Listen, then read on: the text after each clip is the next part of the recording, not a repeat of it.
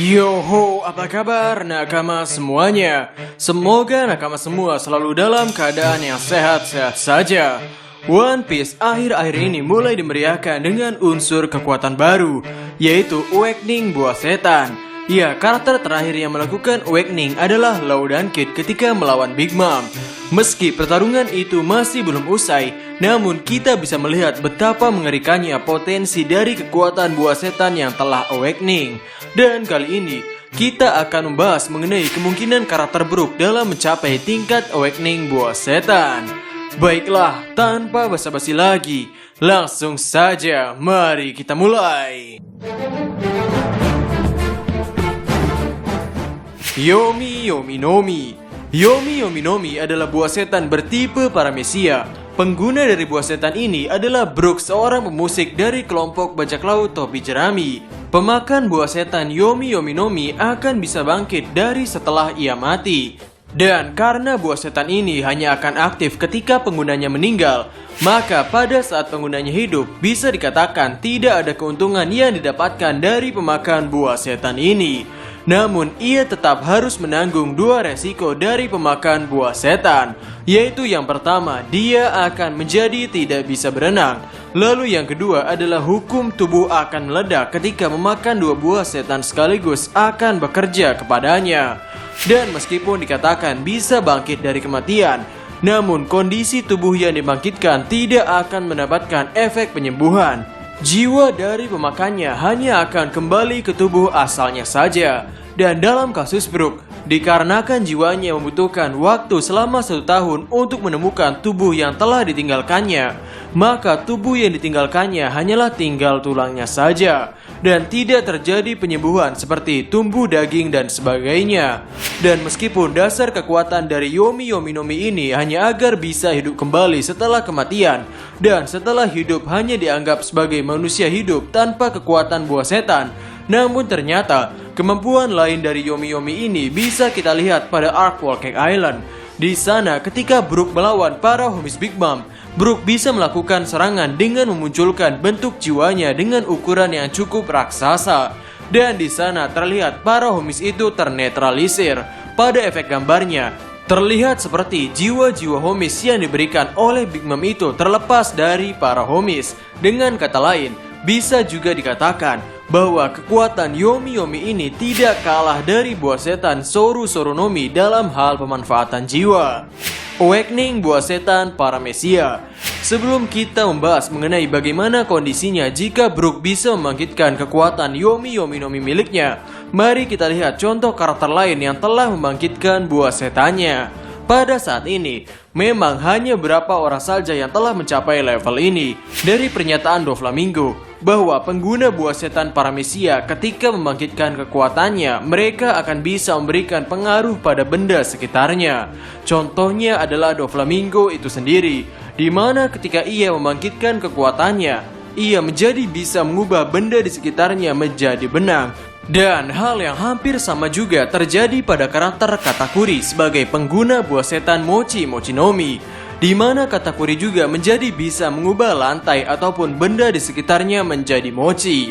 Ya, mungkin akan ada perbedaan bentuk dari awakening masing-masing kekuatan buah setan. Namun konsep dasarnya adalah pengguna buah setan akan menjadi bisa memberikan efek buah setannya ke benda lain, tidak hanya pada diri sendiri.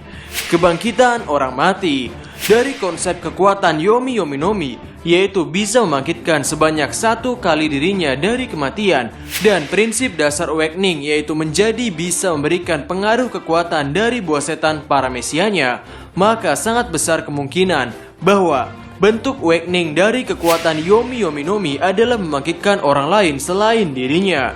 Dan sebenarnya pada saat ini, Brook sudah mulai ahli dalam penggunaan jiwanya. Salah satu contohnya adalah pada saat melawan para homies Big Mom, di mana di sana Brook sudah bisa memberikan pengaruh pada jiwa-jiwa yang tertanam pada homies tersebut. Dan mungkin saat ini, hal yang baru bisa dilakukan Brook adalah melepaskan jiwa dari homies. Mungkin ketika Brook membangkitkan kekuatannya, ia akan menjadi bisa memasukkan jiwa dalam tubuh seseorang. Dan jika Brook sudah bisa melakukan hal tersebut, maka Brook akan menjadi pembangkit orang mati. Dan mungkin di sini terlihat mirip kekuatan pengendalian jiwa antara Yomi Yomi Nomi milik Brook dengan Soru Soru Nomi milik Big Mom. Namun perbedaan besarnya adalah mengenai bisa atau tidaknya dalam membuat jiwa. Maksudnya adalah Big Mom memiliki kemampuan untuk mengambil sebagian jiwa seseorang dan memberikannya pada benda mati yang tidak memiliki nyawa.